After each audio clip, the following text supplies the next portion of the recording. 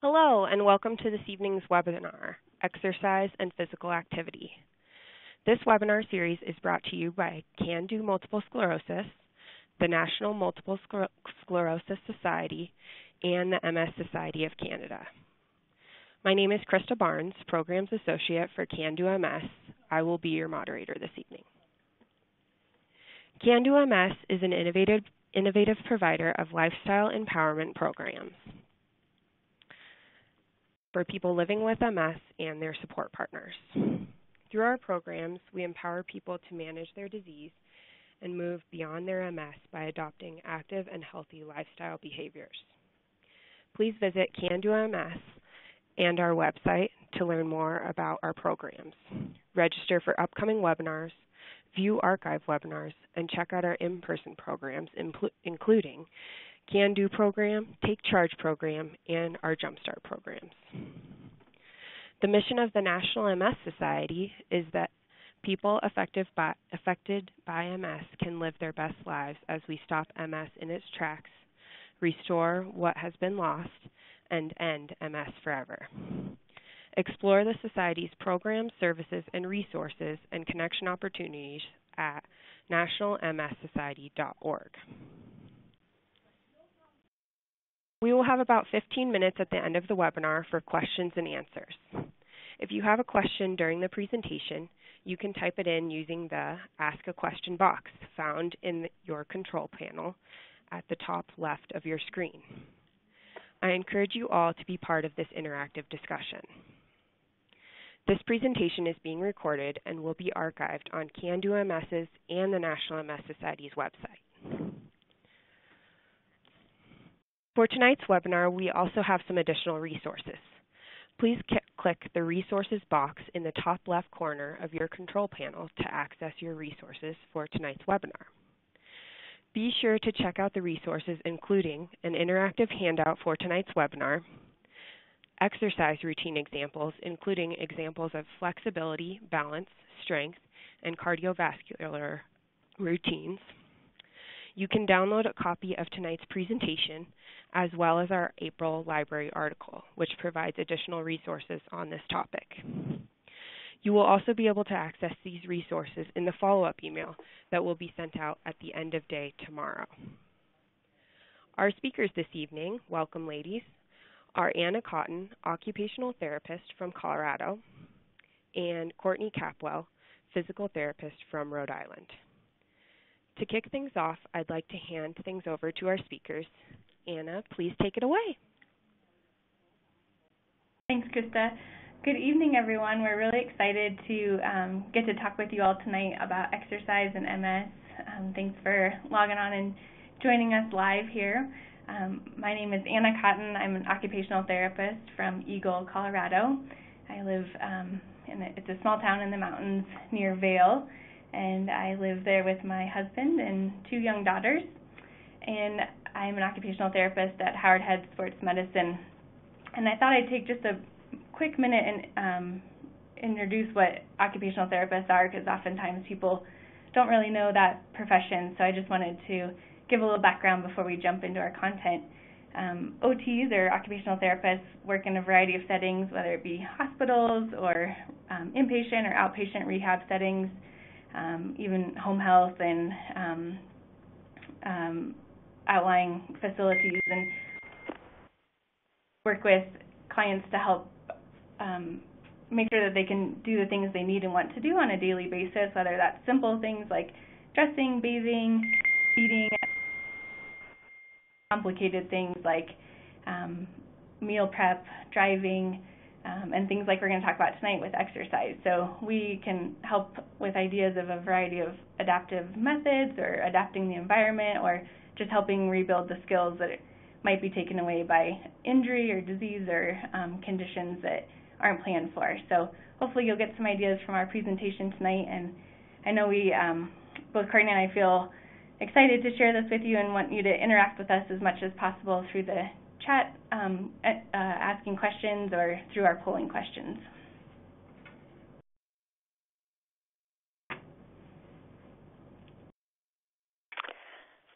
And my name is Courtney Capwell. I'm a physical therapist and multiple sclerosis certified specialist. I work in Providence, Rhode Island, and I live in Coventry, Rhode Island with my husband and one young daughter.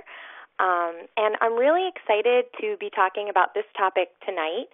In my role as a physical therapist, I'm fortunate to see the benefits of exercise and active lifestyle for many of my patients.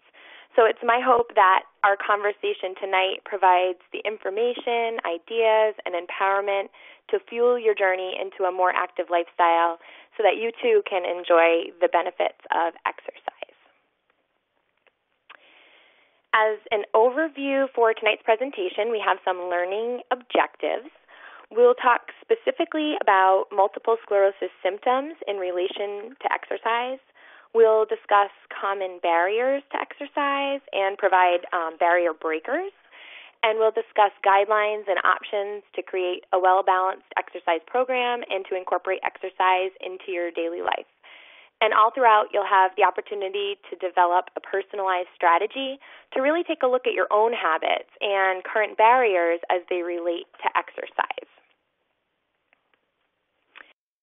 So here I'd like to reference your webinar handout, which is attached as a resource to this webinar, as Krista discussed earlier. And we have a little image on the right side of the screen that shows where to find those resources.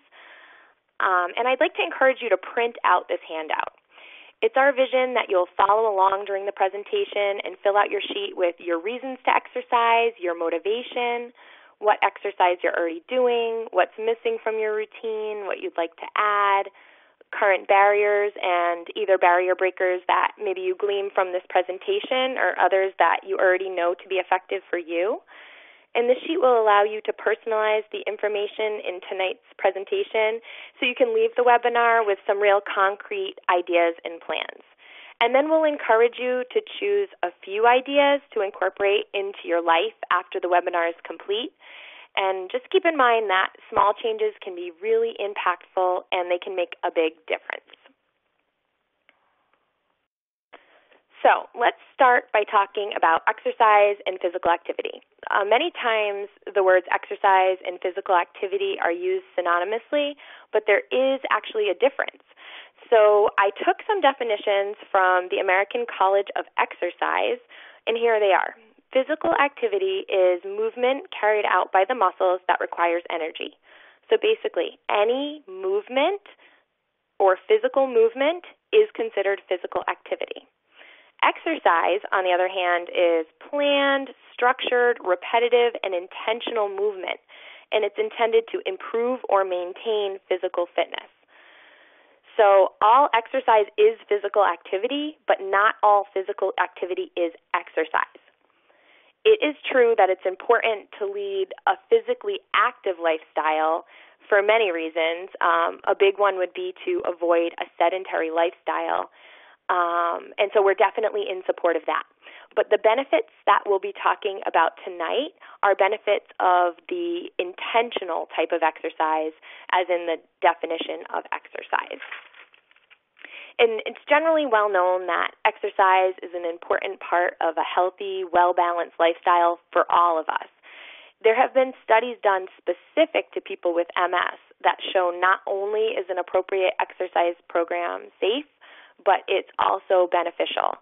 And what we see is that people who have MS and exercise regularly are able to benefit similarly to people who don't have MS and exercise regularly.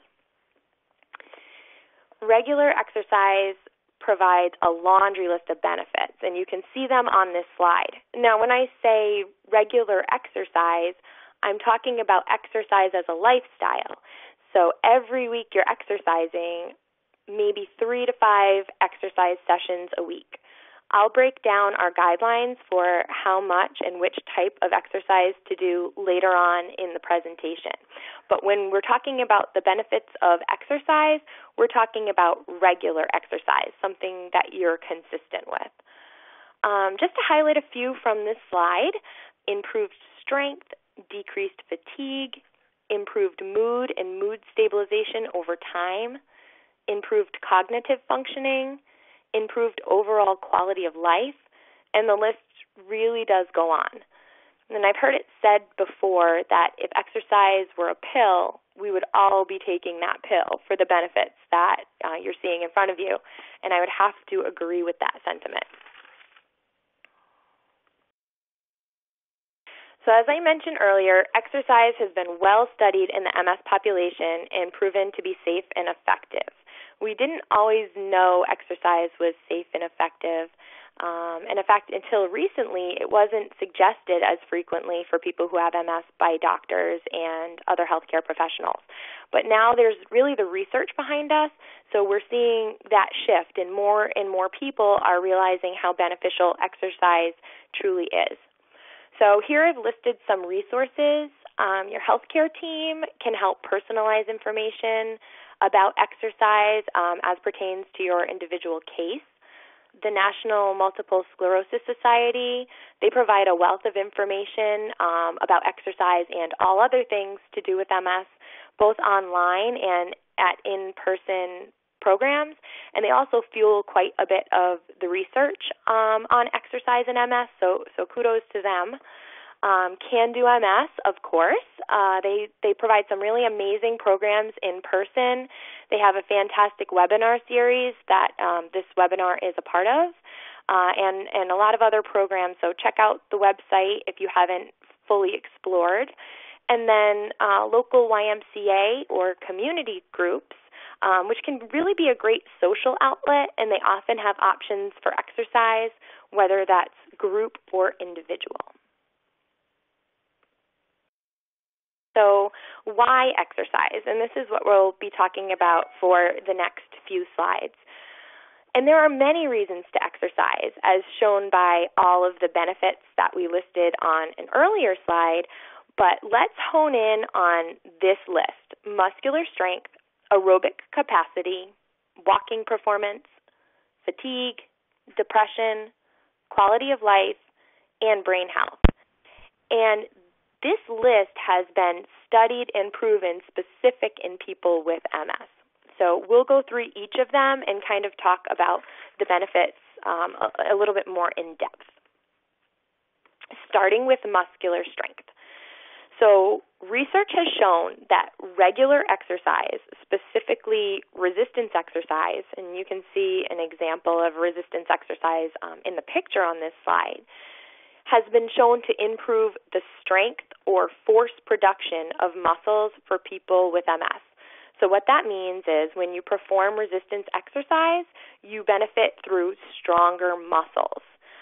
And benefits of improved strength include, but are not limited to, improved walking speed, and that indicates ease and efficiency of walking, and walking endurance, which is the tolerance to distance walking. So we're seeing benefits in both of those areas.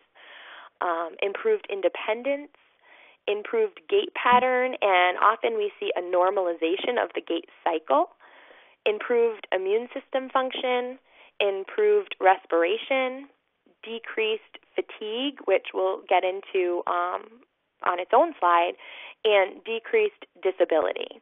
So all of those benefits we're seeing with improved strength, which can be yours with resistance exercise. Next, aerobic capacity. And what that is the ability of your heart and lungs to keep up with a workload or a task.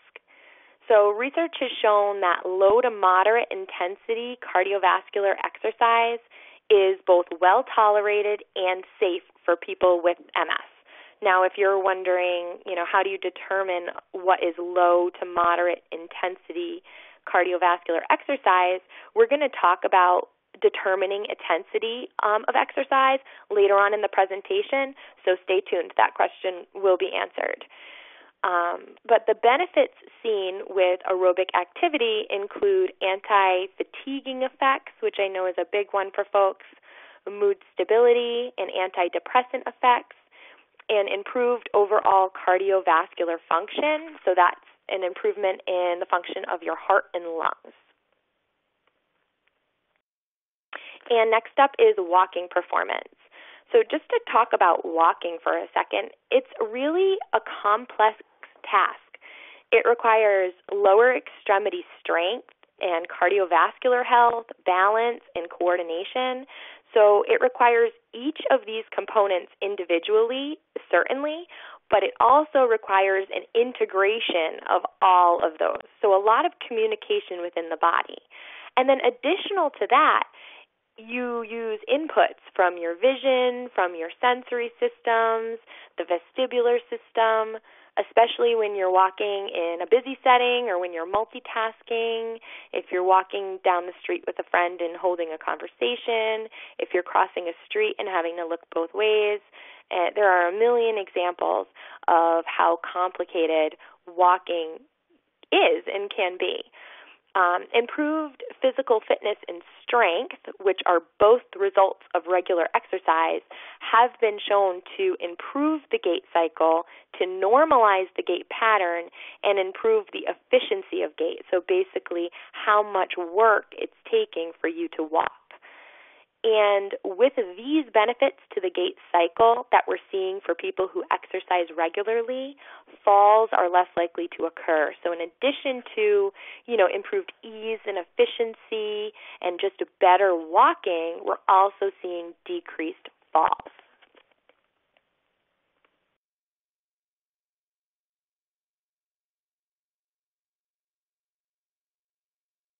Trying to move ahead to the next slide, but maybe try one more time. Oops. There we are. Okay, fatigue. Exercise has been shown to have an anti-fatiguing effect. And it does that in both decreasing the severity of fatigue and improving a person's general sense of wellness. So this may seem counterintuitive to some, and I know in the clinic I get that comment quite a bit from folks. They say, how can exercise be anti-fatiguing? And it does require an output of energy to perform in the first place. But I want you to think of it similar to a runner's high or that rush of feel-good endorphins that occurs following exercise.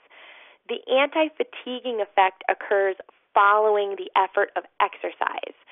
So if you're someone who does have high fatigue and notices that's been a barrier for you to get going with exercise or stay regular with exercise, I would suggest that you start with even just a few minutes of exercise, even just a very short session, whatever you can tolerate, and you're consistent with that, 2 to 3 minutes potentially, or 5 minutes or 10 minutes, depending on who you are and what your situation is.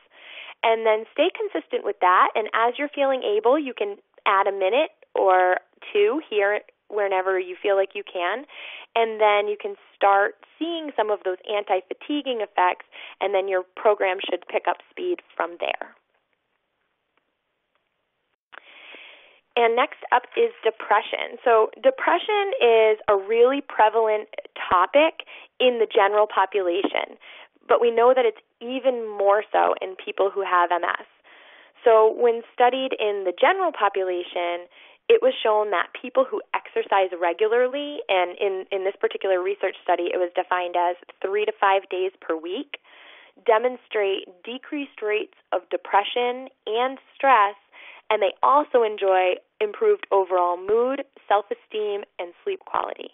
So that, I think, would be a tempting benefit or tempting list of benefits for any of us.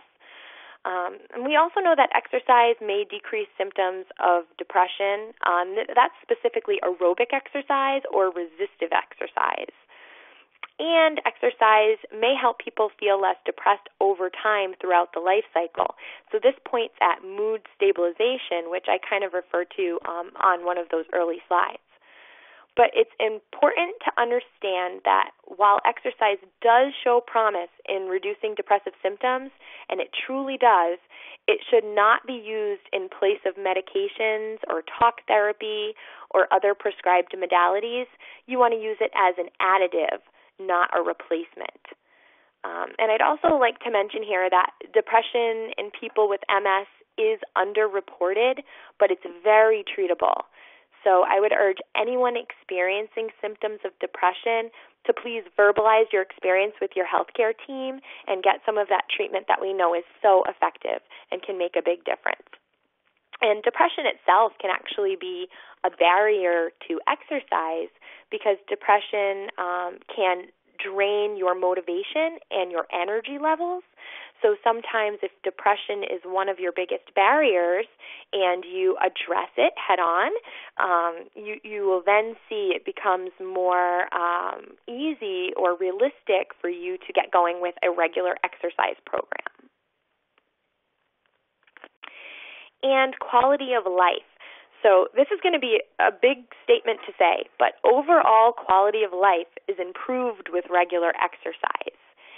And we know this through research that was done on self-report quality of life questionnaires. So basically questionnaires that have all sorts of questions related to quality of life, and people who are exercising regularly score better on them or higher on them than people who are not.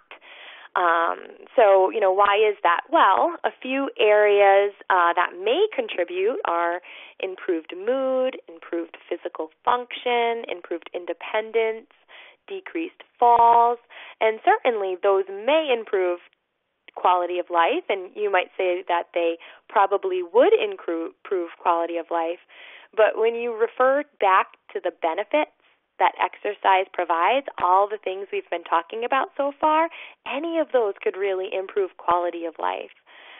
So it's not surprising to see an improved quality of life resulting when somebody is doing something that provides all those many, many benefits. And those may be the benefits that are more obvious or kind of meet the eye. So we know there are really impactful benefits of exercise.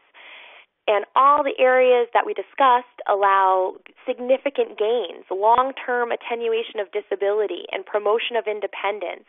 Big, big benefits, big payback. But actually, there's even more than you might realize. And our recent research shows that exercise may improve brain health and the environment in your brain. So let's talk about that for a minute. This slide is really important, and in my opinion, it's really exciting. So I'm going to read it verbatim, and then I'm going to kind of talk a little bit about it. So it says, more fit MS patients have less damage and deterioration in the brain as a result of MS, and greater volume of vital gray matter. Individuals who exercise regularly generally have a better foundation for recovery from MS, attacks, or exacerbations. And exercise may help to preserve neuronal integrity and reduce long-term disability. So take a second to let all of that sink in. That's big news. All of this information here is suggesting that regular exercise creates a type of neuroprotective environment within your brain, and it allows for less overall damage from MS, better recovery from an MS attack, preservation of brain volume, that's what that vital gray matter was referring to, and decreased long-term disability. So huge, huge benefits. The question would be how? So to understand how brain health benefits are achieved, we must discuss neuroplasticity. And to be honest, I love discussing neuroplasticity, so I'm happy to do it. And neuroplasticity is the ability of neurons to change their function, their chemical profile, or their structure. So we know that the brain is not fixed, but it's plastic. That means it's constantly changing. And exercise is thought to positively impact these changes, and that results in the huge benefits that we just discussed. So, as we said, the brain is adaptable or plastic. And the way it's changing is this. Areas of representation or the control centers within your brain can either increase or decrease in size. So not only can they increase or decrease in size, but they are either increasing or decreasing. Things are constantly changing. So if you are regularly using a particular area of your brain, that area will increase in size. And conversely, if you're not using an area, that area will decrease in size. This is how reorganization within the brain is happening. So it's based on learning, experience, memory, disuse, damage from the disease, and practice. Any way that you are or are not using your brain. So what we do and what we don't do impact these changes. Kind of puts you back in the driver's seat a little bit. So exercise, which is something that you can do, as we're finding more and more with research, positively impacts these changes. So there's just an enormous additional set of benefits that may not have been as obvious originally.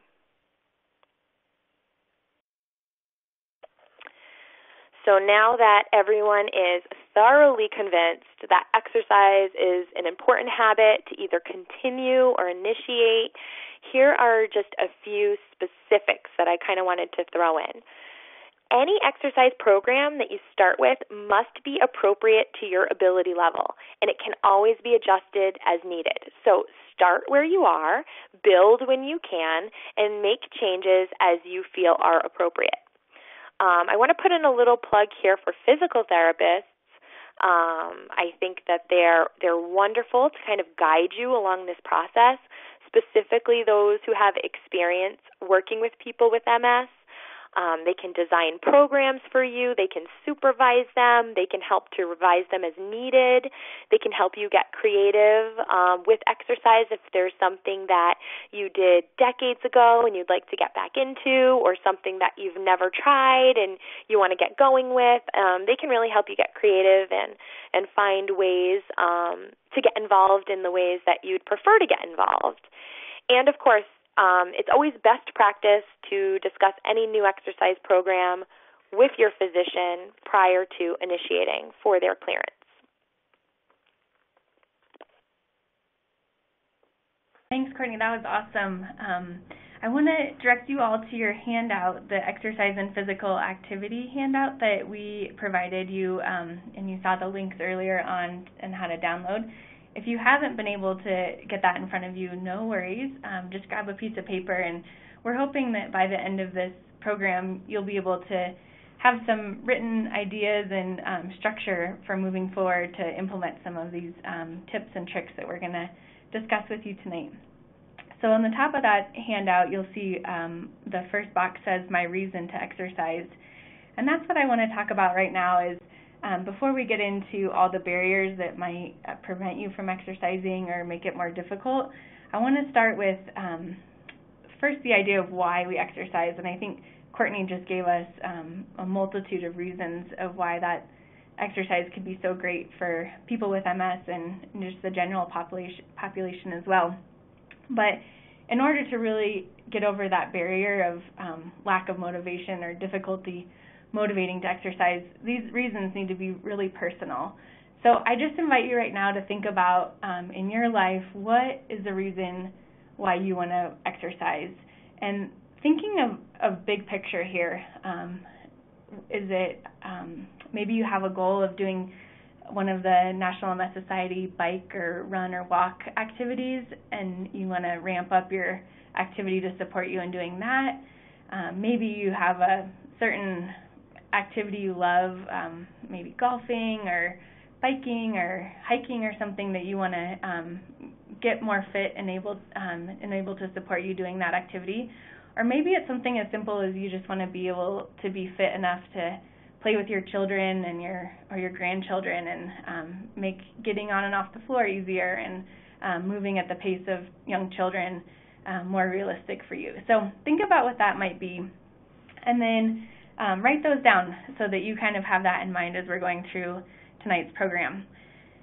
And I think with these, with the barrier of motivation, sometimes we set too big of goals. So I want to encourage you to think about realistic expectations of how exercise can fit into your life, and know that as you succeed in some of those smaller steps, that those achievements can be motivating in and of themselves. If we set these really big goals that aren't achievable, that can be really discouraging, and then that takes away our motivation. So make sure as you're setting goals that you're doing realistic goal setting. And my next bullet point about goal setting, once you kind of have that idea in mind of your big reason to exercise, I encourage you to then think of the small steps that you'll need to achieve those big goals. So we'll work through that in tonight's presentation, but think of just taking small steps one at a time to make sure you're more successful along the process. And then what we're going to get into here now is just to identify the barriers and create solutions around exercise. But first we want to ask you all a question to have a little audience participation and know who we're talking to tonight. I want to know, what is your main motivating reason to exercise? So you can select A, general fitness, B, weight maintenance or weight loss, C, social reasons, or D, stress relief.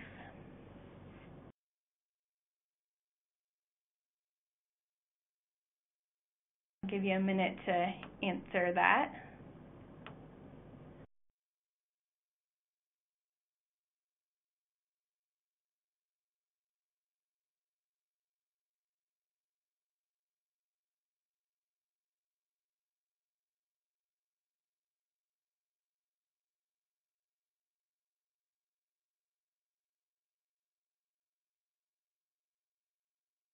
All right, looks like most people are answering general fitness is their main motivating reason to exercise. So we had 71% people respond with that.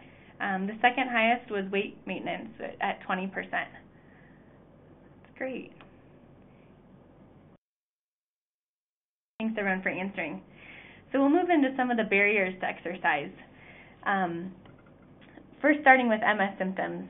We know MS symptoms can affect everyone differently and just look very different from person to person. So want to make sure that you individualize what we're talking about tonight to your experience, but we're going to hit on the top ones that we felt like were most limiting and created the most barriers to exercise. So we're going to talk about fatigue, heat sensitivity, decreased mobility, balance, and coordination and sensation, kind of lumping together all the things that might decrease your ability to walk and move around safely. Impaired vision, and then bowel and bladder issues.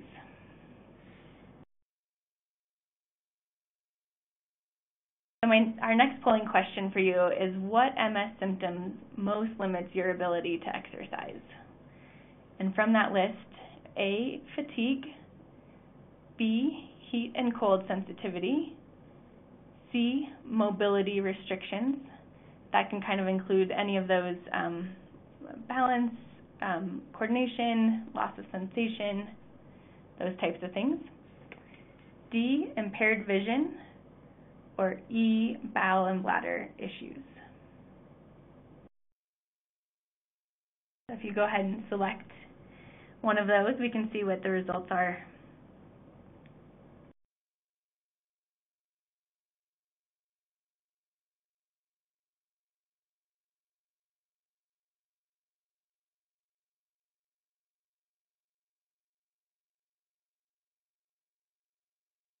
It looks like the answers are coming in, and the majority of 46% of the group is saying mobility restrictions are what limits them.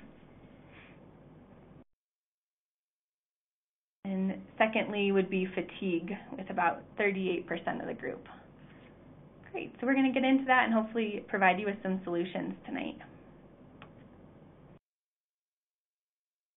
So on this topic of barriers, sad to say that there's actually more than just MS that might prevent you from exercising. I'm sure you knew that already, but we're going to touch on that tonight. So there's things like financial constraints, time constraints, limited space, lack of appropriate opportunities, maybe lack of equipment, or trouble finding something that you enjoy.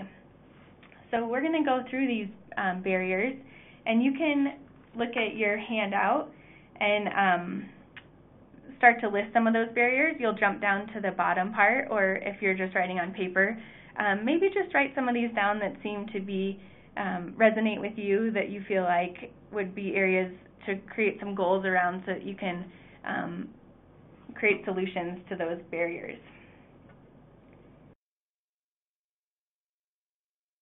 So now that we've identified the potential barriers, let's talk about some solutions or barrier breakers. So starting off with fatigue. This is an important one to really identify how fatigue impacts you in your daily life and know what are your good times a day and what are the times a day that fatigue tends to hit you a little more hard.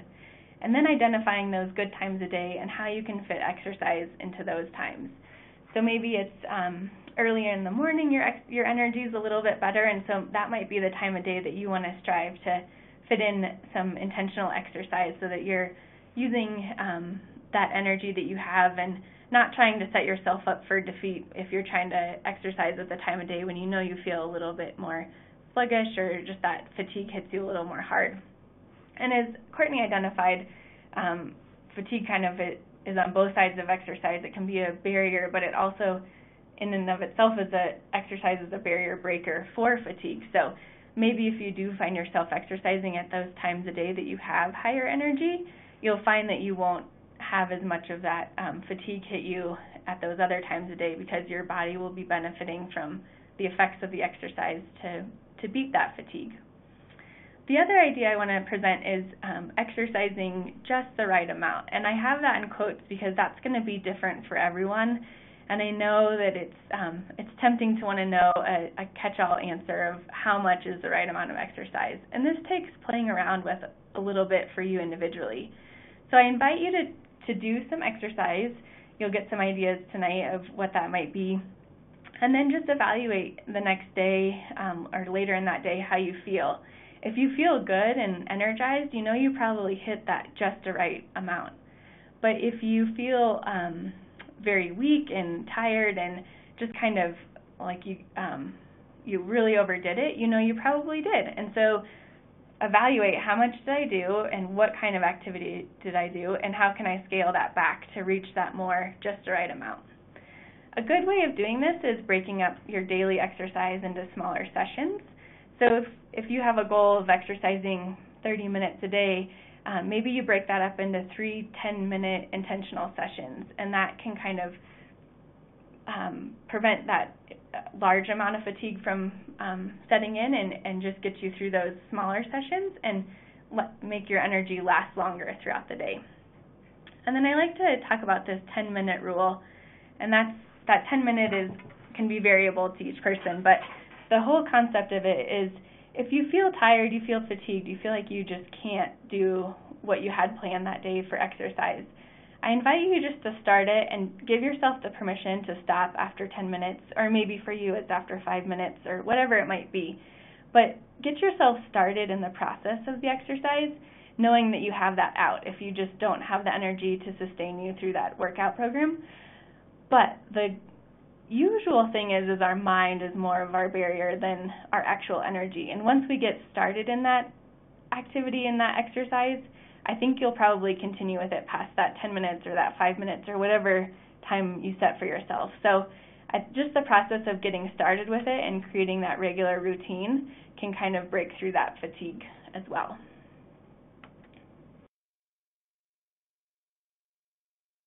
Another barrier can be heat sensitivity. Some barrier breakers for that can be pre-cooling your environment or yourself. So this can be taking a cooler bath or shower prior to exercising. It can be as simple as drinking some ice water or going into your environment and if it's going to be an indoor activity, maybe turning on some fans or some air conditioning to get that environment a little cooler before you start exercising. You can also wear cooling devices while exercising. These can be things such as seen in that photo on the top, like vests, neck bands, hats.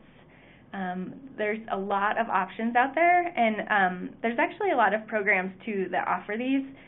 Organizations such as the MSAA and MSF, they both have cooling device programs, so look into those. You can easily search those online, and there's some low cost or actually free resources to get some cooling devices that might help you out.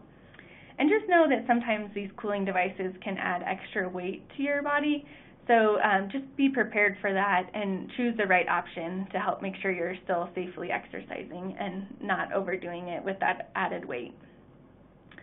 I already kind of mentioned this, but just drinking ice water, having ice water available to you while exercising can be a great way to try to keep that core temperature lower and keep those symptoms at bay that may come on when you overheat.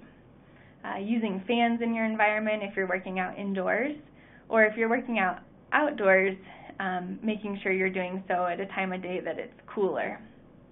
And then you can also do some post-cooling. So say you do create a little heat within your body, bring up your body temperature a little bit, that can easily be curbed from creating those lasting symptoms by doing some post-cooling.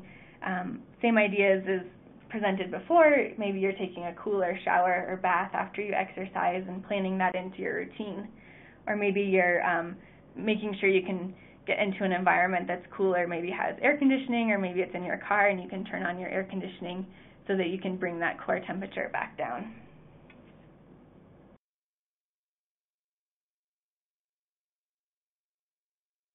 Next, we're going to talk about barrier breakers to the symptoms of decreased mobility, balance, coordination, and sensation. So big thing to keep in mind if you're experiencing these symptoms is to keep safety in mind for first and foremost. So making sure not to get yourself into an activity or an environment that risks having a fall or an injury because of that decreased balance and coordination or sensation. And then identifying the right kind of activity based on your limitations. So this is setting realistic goals for yourself and realistic expectations of what kind of exercise you can do despite those limitations that you may have physically. You can identify the right supports and adaptive equipment to make sure this activity is safe and doable for you. So there's lots of ways that you can exercise, and I know that we've gotten this question prior to the webinar and in some of the chat questions is, how can you exercise from a seated position or despite these challenges? And there's a lot of options out there. You'll see in this photo a few of them. The arm ergometer that this woman is using, that's kind of a bike for your arms, can really be effective in getting your heart rate up and doing some cardiovascular exercise, even though you're not doing anything with your legs and you're staying seated in a safe position. This one is a little bit bigger and actually has a leg piece to it, but there's some that are available that just sit simply on a tabletop or desk that can be really easy to access and work quite effectively. You can also look at using a recumbent bike, either in a gym setting or outdoors. That decreases the need for balance more so than a regular bike. You can do some seated exercises with hand weights or TheraBand and do some resistive exercises, and also some that can get your heart rate up if you're doing bigger motions just from a seated position. And then also using a balance ball like this woman is sitting on, that can really target some of your core muscles and also get your heart rate up if you do some bouncing activities and bigger movements, but from a safer standpoint than if you are standing and doing those. And they also come in a peanut shape that can help adapt if you have some bigger balance challenges that make them more stable of themselves. The other idea I like to give people is maybe you don't need to use a mobility device in your everyday life, so that would be something like a walker or cane, but maybe for the sake of exercise, you could use one, and that would make it easier to walk for longer distances and just increase your safety and endurance with that type of activity. So maybe some of you have seen those type of walkers that they're called rollators, or they have a little seat on them. So maybe you could take a walker like that out into your community and do a longer walk outdoors or in a mall, and then have that option to sit down during your exercise if it gets a little fatiguing or you need a rest break. And maybe that's not a device you use every day, but you could use it for the sake of increasing your endurance with exercise. Also, if you need to use something like an AFO, definitely wearing that while exercising to keep you safe. But in general, I just invite you to think outside the box and make sure that these symptoms don't stop you from exercising, because they don't have to, and exercise can look different than what we see on TV or in ads of running and that sort of thing. You can do a lot of different things that still achieve the same benefits of exercise. Next, moving into vision impairments, if you experience that as one of your barriers to exercising. Again, I want you to think about safety first in this category, so making sure that you're choosing a location to exercise that has good lighting, contrast, and limited visual stimuli, avoiding busy and risky environments, so that might be outdoors near roads or areas that have lots of things going on and risk for trip hazards or that sort of thing, if that's indoors or outdoors. If you're exercising outdoors, make sure to do so in full daylight and not those dusk or like low light times. And then if you wear glasses or contacts, making sure you can wear those while you're doing your activities, and that might even mean investing in a pair of glasses or a type of contacts that you can wear while exercising. And I want to point out some things about this picture that we have on the right hand of the screen. So the picture there, I would say, has a lot of good things. That's a good example of lighting, a non-cluttered space, and those shades are probably good at managing some of the glare that could come in during the day from the sun. But one problem I would point out is that the space itself and the equipment doesn't have good contrast. So if you have equipment like this and you have low vision, it might be good to add some strips of yellow tape, say to the treadmill, where you could delineate the edges of the belt versus the places that you can stand and take a break, just so you would be able to more quickly visualize those changes in the pieces of equipment and use them more safely.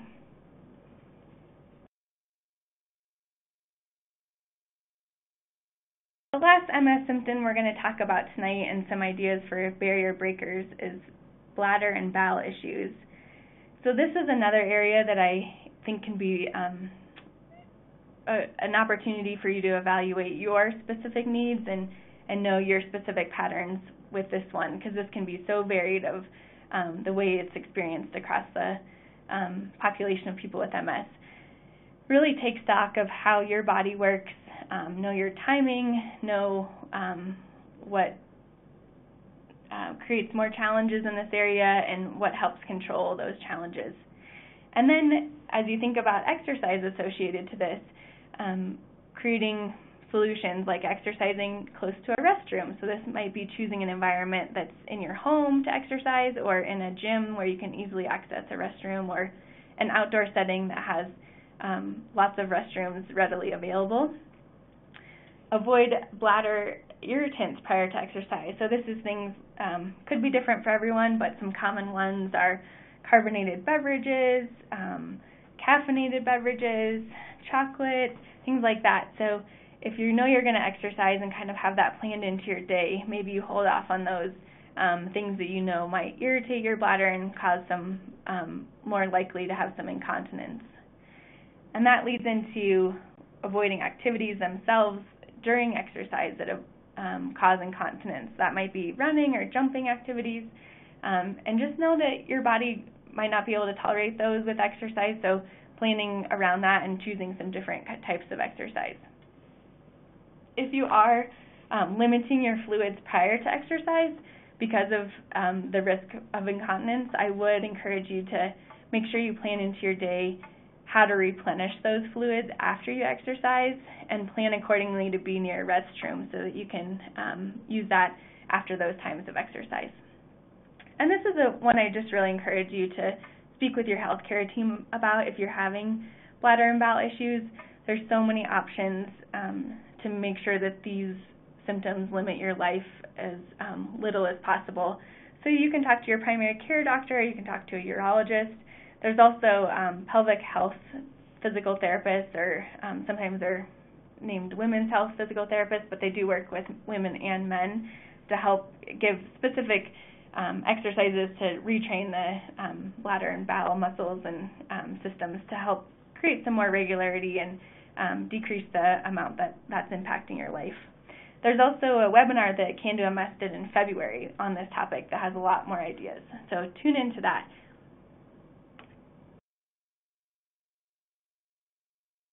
Next, we're going to talk about some of those more general areas that might limit your ability to exercise. So financial constraints can be one. And we just want to encourage you that exercise does not have to be expensive. So start simple with things that don't cost money and don't feel like you have to invest a lot of money up front. Things like walking, using light weights. I have that in quotes because weights can be anything, whether it's just light dumbbell weights or soup cans or cans of vegetables, things like that you already have. Try to incorporate that. Also, like Courtney had mentioned earlier, the National MS Society and local programs like YMCAs have programs that are either no charge or free of charge or low charge that can help get you started on some exercise routines.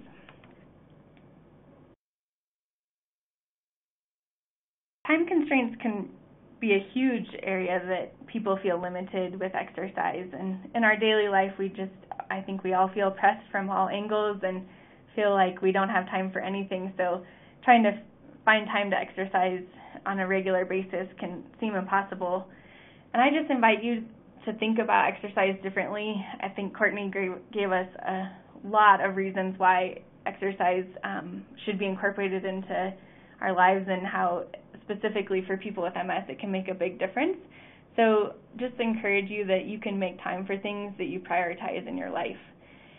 And you can start with just mentally or putting pen to paper to keep a time journal of your day and just find those 10 to 30 minute slots where you can fit in exercise.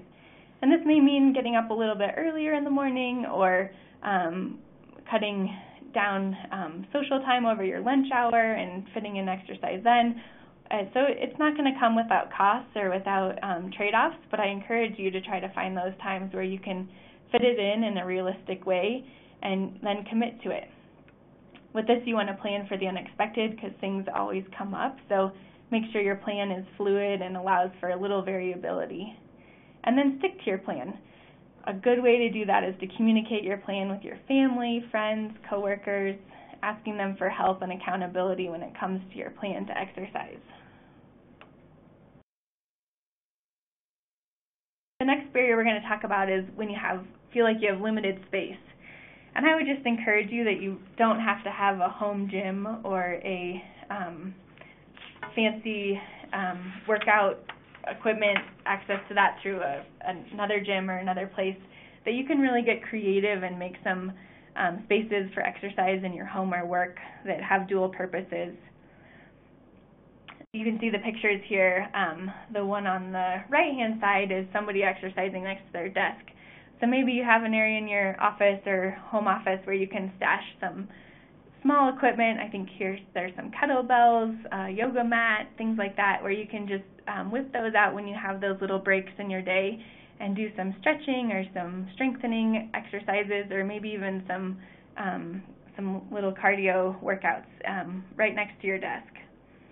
And then on the other side, the left-hand side, is if you do have some bigger equipment, know that you can kind of make those dual purpose in your home and stash those away and make it easily accessible to you when you do have that time to use it.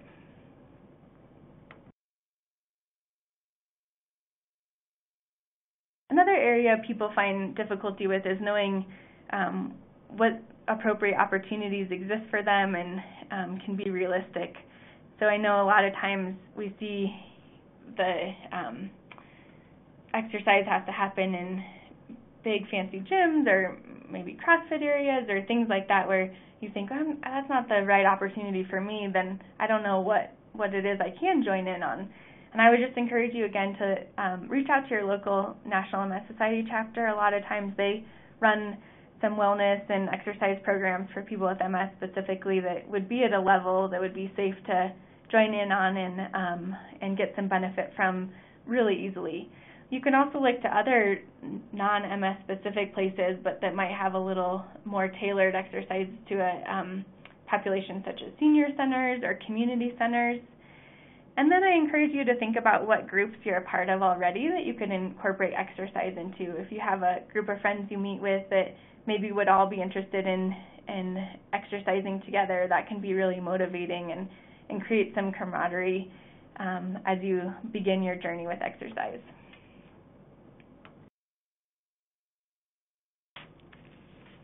And equipment. This is another area I feel like people oftentimes feel like they need to have all of the right equipment before they get started, and they feel like there's barriers to being able to do anything because they don't have what they think they need to start a program.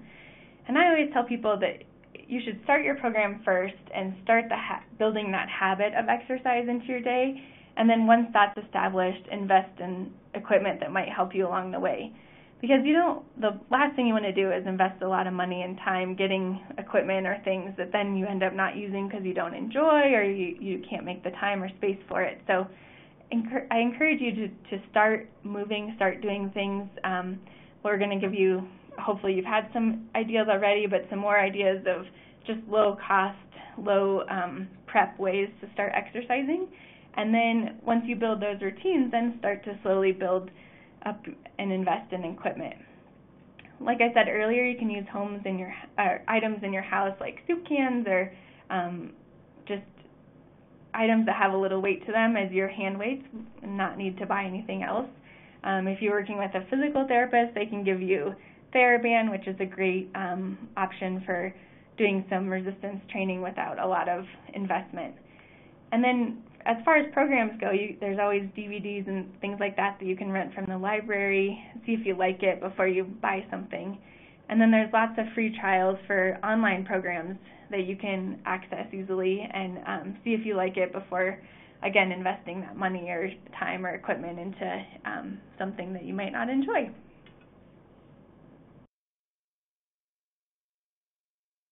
And that brings me to our last slide about barrier breakers. Sometimes people just find it really difficult to do something, to find an activity that they enjoy, and it's really hard to make a habit out of something you hate doing. So I encourage you to think about what you like to do, who you like to be with, where you like to be, and incorporate exercise into those preferences. So if you can't find something you enjoy, at least find something that you can tolerate and think about using to build your abilities towards those bigger goals that we talked about earlier in the presentation. And then reward yourself. So once you've made those habits, once you've set that time aside to exercise and feel like you're really on a good path with it, do something to treat yourself. Maybe you buy yourself some new running shoes or a new yoga mat, or you enjoy a night out with your family to reward that commitment that you've made and been able to sustain.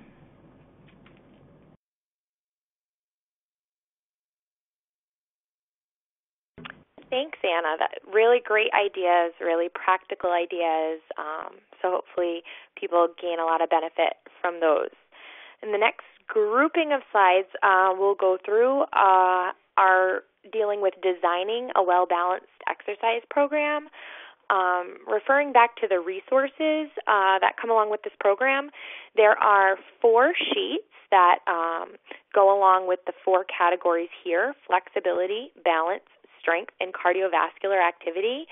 So on those sheets are exercises or examples of exercises, options of exercises for each type of each classification. So let's get into it a little bit more and learn about the different classifications. We're going to be using the FITT Principal for each type of exercise, and I'll provide some general guidelines using the FITT Principal. So FITT stands for frequency, which is how often you should exercise; intensity, how hard you should exercise; time or duration, which is how long you should exercise; and then type or specificity, which is what type of exercise is most appropriate. And so even though I'll be providing you general guidelines, they may need to be further personalized. So I always like to say, listen to your body first and listen to my guidelines second. We'll start out with flexibility. So flexibility is synonymous with stretching, and it's meant to elongate your muscles. It's used frequently with spasticity management or to address tension, stiffness, spasming, and you should never feel pain when you're stretching. So what you should feel is a gentle pull in your muscle, but it should never be pain. So that old adage, no pain, no gain, really is just untrue.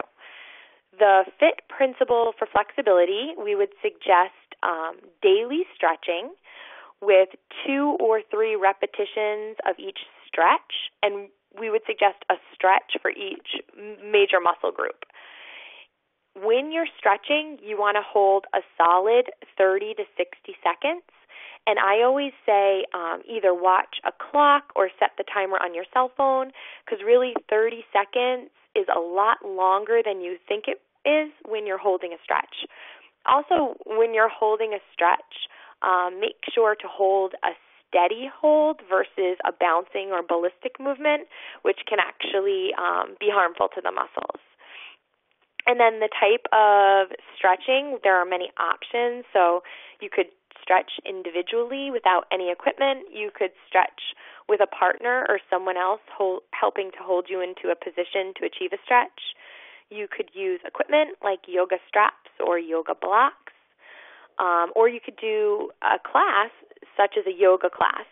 And yoga can be performed as you would traditionally think about it with a mat, or it could be performed in a seated position. Here are some options for flexibility. So we have 2 pictures of yoga classes, as they are very popular. The first is a standing pose, and on the other side of the screen, there's a pose down on a mat. You're also seeing stretching with a stretching strap down towards the bottom of the screen, and that stretching strap is really great to help improve the ability to position, and it decreases the strain on your arms. So also, if you have any grip strength issues, these stretching straps are great because they have little pockets for your hands, so it kind of minimizes the amount of grip strength that you would need as you're performing the stretch. And then we just have a seated side strap there as an option for a stretch that doesn't require any additional equipment and can be performed in a seated position. You can also do that same stretch and many others right from a chair. Next up is balance. So we're going to talk a little bit about really what balance is and what it's comprised of so that you can understand how these balance exercises are formulated. So balance requires a lot of communication within your body between your motor systems, which would include strength, flexibility, and coordination, and also your sensory systems, which include vision, vestibular, or your inner ear, and touch sensation. So similar to when I was talking about walking earlier, and I said, it's a complex task, and there's a lot going on, balance is just the same.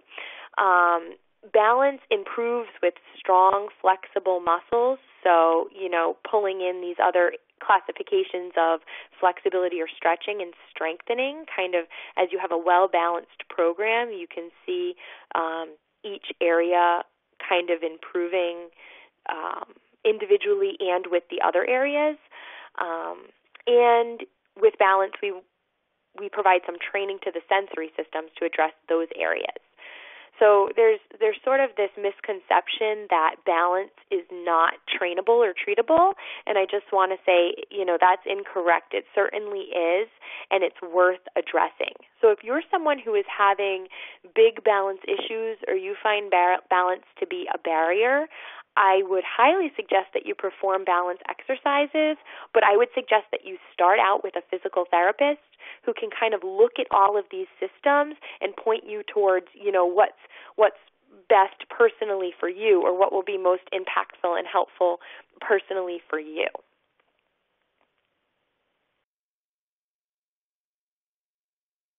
Which leads me to say I won't be providing the FITT recommendations for balance because it is such a highly personal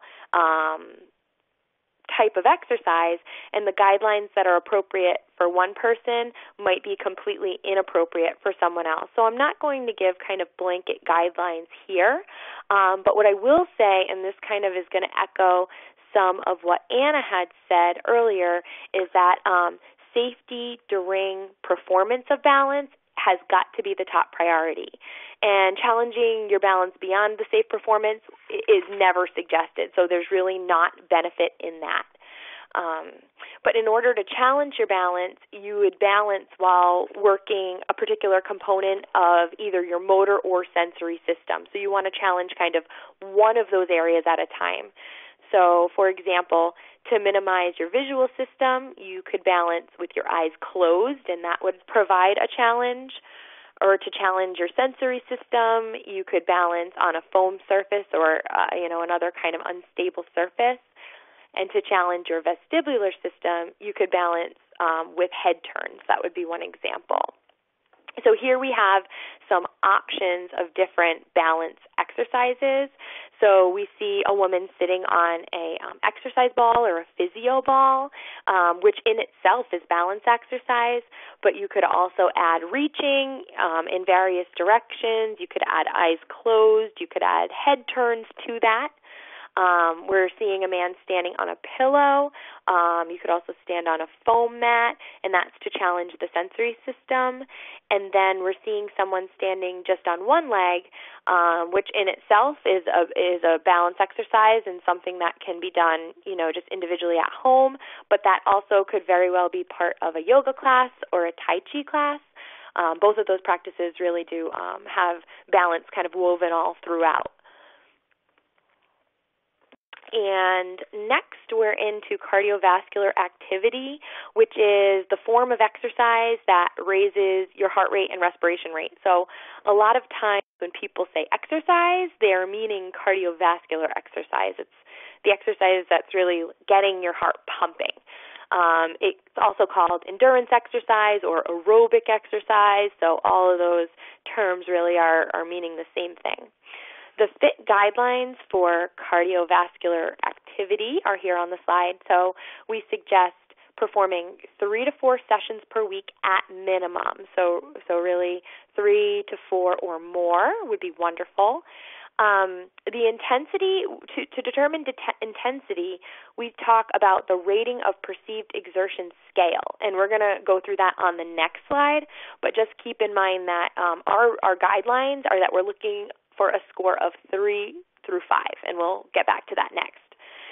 The duration, we're going to suggest a 20 to 30-minute session, and you can also break it up into 2 10 to 15-minute sessions throughout the day if that makes more sense with your schedule or your fatigue levels or your tolerance or your preferences.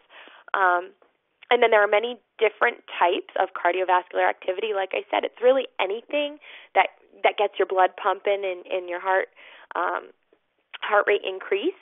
So some examples that we have here are walking, biking, arm bike, boxing, dancing, aquatherapy, and aerobics classes. And so I'd just like to say here some seated options are the arm bike, and Anna had a great image and kind of discussed it a little bit earlier that there are smaller, more easily portable units as well. Boxing can be modified to a seated position, and in fact, at some of the in-person can-do MS programs, I like to do a little seated boxing demo, and we have a lot of fun with it.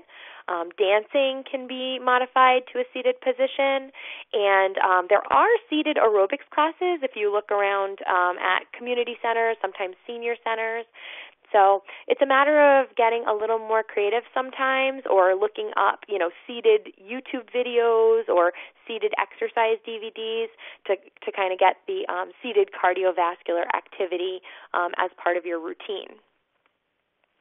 So the rating of perceived exertion scale. So this is the actual scale that you're looking at, and it's a scale that you report your own score. You kind of look at the scale and you decide how hard you're working, and it's from 0 to 10. So 0 is no exertion at all. So think, relaxing on the couch might be a 0. And 10 is maximal exertion. Think being chased by a bear. And so that's kind of an extreme example, but really a 10 is so maximal that it can only be sustained for short periods. Like you could not sustain the workload of a 10 for more than maybe a minute or two, maybe less than a minute, just so you have an idea of, the full girth of this scale. And so our FITT guideline is between 3 and 5, so that's moderate to hard. And so to use the scale, you would simply check in with yourself during your cardiovascular session and notice or decide how hard you're working. And so if you find, I'm working at a 7, I'm working very hard, you might back off your speed or your intensity a little bit to fall between 3 to 5. And the same thing on the other side. If you notice, realistically I'm only at a 1 or a 2, you might pick it up a little bit to kind of meet that guideline or meet that recommendation. And here are some pictured options for cardiovascular activity. In addition to the ones that we kind of listed, we're seeing some aquatic exercise.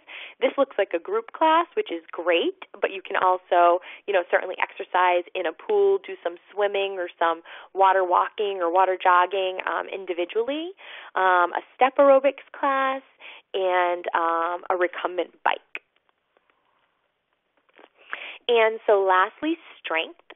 So strength exercise uses resistance to really bolster your muscle contraction, and the purpose is to increase muscle force production. So basically, you're doing strengthening exercise to build stronger muscles. And the FITT principles for strength, we're going to suggest a frequency of 2 to 3 sessions per week. We're going to suggest an intensity of 1 to 3 sets, and each set should have 8 to 15 repetitions.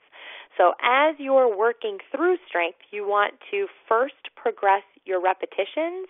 If you start out with 8 and that starts to get easy for you after a while because you're getting stronger, you might first bump up to 10 repetitions, then 12, and then eventually 15.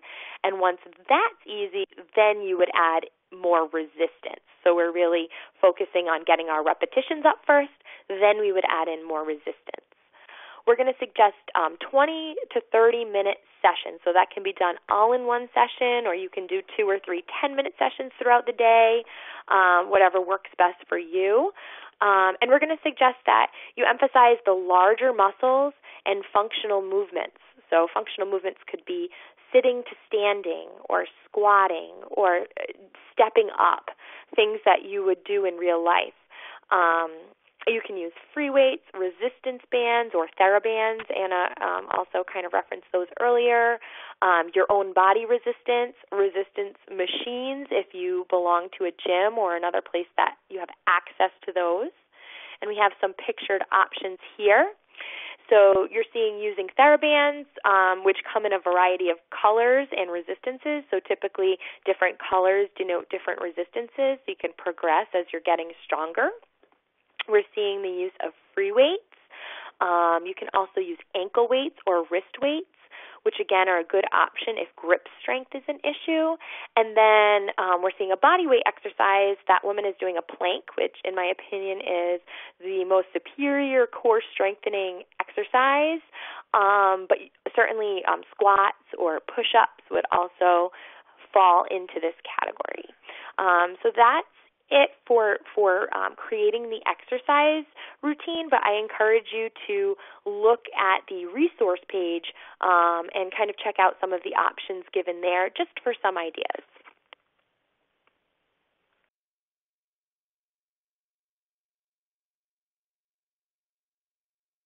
All right, we're going to jump through a slide there and now go on to the 5 P's of incorporating exercise into your daily life. So this is something that occupational therapists talk about a lot. Sometimes you may have heard this before with fatigue management, but I'm going to apply it tonight to how to create a plan moving forward from tonight's webinar that will help you be more successful as you set some small goals. just to quickly refer you back to your webinar handout, the sections in the middle, I hope that you got some great ideas from Courtney about what kinds of exercise you're already doing and what categories that falls into. And then there's a section there to let you have an opportunity to write in some areas of what you need to add. And then as I move forward, I'm going to help you decide what method you can go about to incorporate that in as you move forward with your exercise. So the first P is plan. So I want you to determine the where, when, and how you're going to exercise. This does require some thinking through it and some intention, but that will make you be more successful as you start to implement some of these ideas. Know that your plan needs to account for good days and bad days. We know that's common with MS, that some days you feel better than other days, some days you have more symptoms than others. So know that your plan needs to be able to adjust to how you're feeling, and you won't really know that till you wake up that day. So have some flexibility to that. And then when you make your plan, make sure that you're creating a way to track it or create some accountability from others. And this, if you're tracking it, this can be as simple as pen and paper or on a calendar. You can also use apps to track this, or technology like Fitbits or watches that track your activity. And then reach out to those in your support system and let them know your plan so that you can get that accountability from your friends and support system. Next is prioritizing. So as we've talked about, that exercise does take some thinking in advance, and it also takes some prioritizing to create that space and protect it in your life. So make sure that you're thinking of the places that it will work, and then blocking that time out, whether it's putting it on your calendar, communicating it with those around you, like your spouse, children, friends, coworkers, so that they know that you're not available during those times, setting alarms so that you can be reminded by someone other than yourself that it's time to do that exercise that you prioritize to do. And realize that you might have to make adjustments other places in your life to account for the time, energy, and financial expenditures of exercise. It doesn't come without a cost to these areas to exercise, but hopefully the benefits that you reap will help you reinvest in those other areas of your life that you might have to draw back on a little bit in order to create that space of exercise in your life.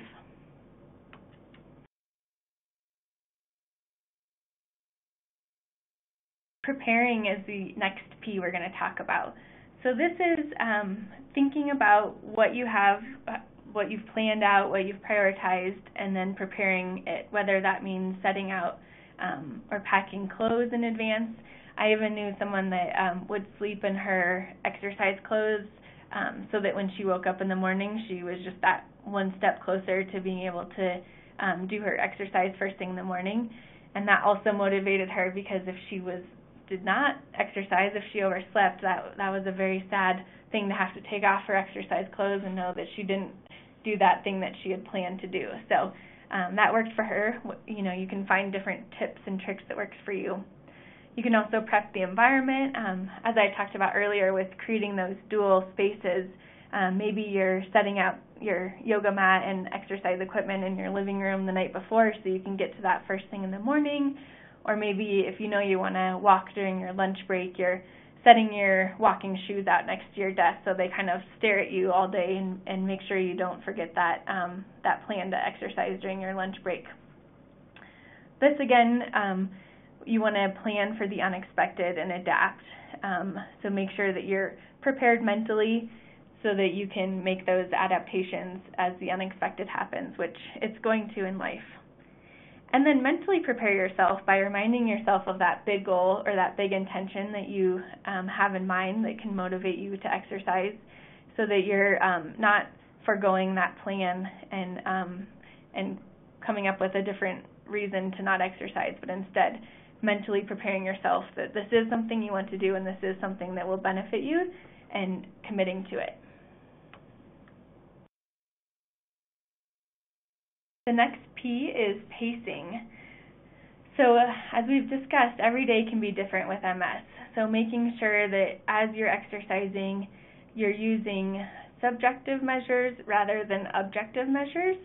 And what I mean by that is in order to set yourself up for success, think about using that rate of perceived exertion, which you see here to the right that Courtney described, and exercising to that moderate, somewhat hard level of what that feels like to you during that specific day and that specific activity.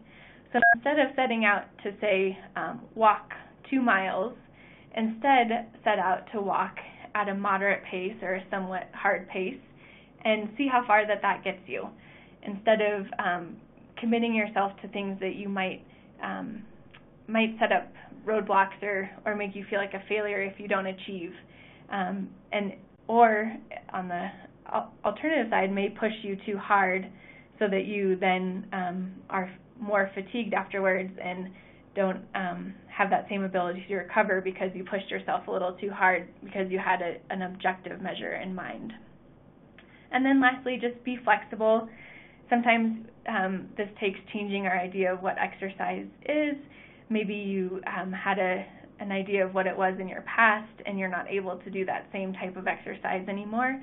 And so just be willing to be flexible with what your ideas and expectations of exercise are and set those according to what your current abilities are.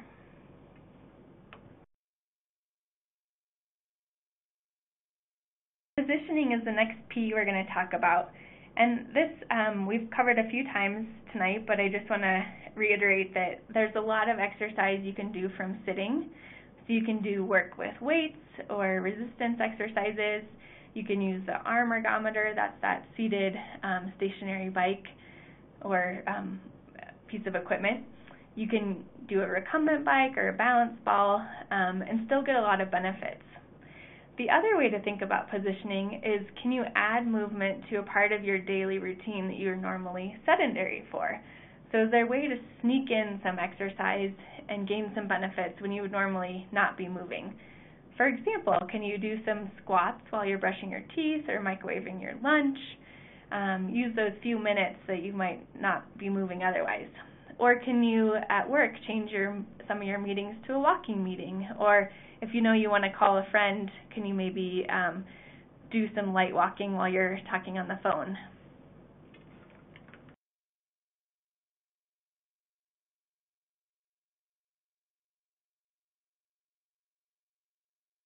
And that wraps up all the P's for us for tonight.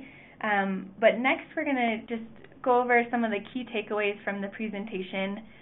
We know we've covered a lot of information, but we want you to feel like you can initiate an exercise routine, that is something that you can do despite the limitations you might have from MS or external factors. And we don't want you to feel overwhelmed by all this information. We know that there's a lot of information we've thrown at you, so take what you can and incorporate that, thinking about your life, your experience with exercise, your goals, and start to make some small changes. Those small changes can add up to be a big impact in your daily life. And just start with one achievable goals from what you've listed on your form, the handout for tonight, or maybe just on your paper. Think about what's the place that you can start and have success first, and that will just create more motivation to continue making goals and achieving goals. And know that if you aren't able to live up to your expectations or aren't able to do everything that you've set out, that each day is a new opportunity, and it's okay to start over. Identifying your barriers and making a plan to overcome them is a big step to creating a successful exercise program, and hopefully we've given you some ideas tonight on how to do that. And lastly, just be kind to yourself. Exercise needs to be something that is ever morphing, and as your symptoms change or your environmental factors change or your time or resources, whatever it might be. So make sure that as you're going through this process and evaluating, know that we want you to be kind to yourself in the process and not feel defeated. Do things that you can get some success from easily and build from there. Courtney, any last thoughts on tonight's presentation? I would just echo all of these, the same key takeaways. And I would say just to make sure that you look back at your the resource sheet and that personalized plan. If you were unable to print it and kind of take some notes on it tonight, maybe you do that in the future so you can kind of have your own key and your own guide to kind of navigate some of this brand new information. Wow, ladies, thank you so much for all that wonderful information. Since we have run a little bit over, we have very limited amount of time for Q&A tonight. I would encourage all of our participants to submit your questions through our website, cando-ms.org, and you can submit those questions through the Ask the Can Do team page. For tonight, we will hit one question, and we're going to go with this one. Motivation is probably one of the hardest things to maintain. Any suggestions for how to get over the hump? Ladies, what do you think? Any suggestions for how to get over that motivation hump?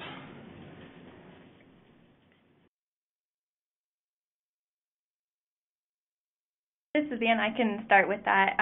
My biggest suggestion would be to start small and start with just a really small achievable goal, and you'll notice that if you're able to achieve that goal and create a little bit of a pattern of exercise in your daily life, that kind of feeds that motivation, and you'll feel better, and that will motivate you to take that next step of maybe increasing your time or intensity of that exercise, and it'll kind of snowball.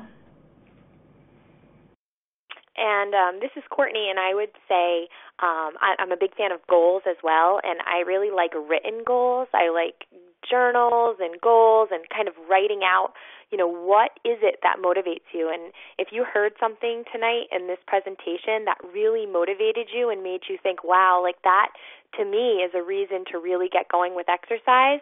If I were you, I would write it down either in a journal or even in Post-it notes and kind of have it visible for yourself, so it's a constant reminder of what your motivation is, and hopefully that helps you get started. Whatever speaks to you or motivates you helps you kind of get started and drive through that process. Those are great tips, ladies. Thank you very much. I would like to inform you all of some additional resources that you might find informative and helpful. On the Can Do MS website, you will find archived webinars, e-news, and library articles. You can also submit a question through the Ask the Can Do team.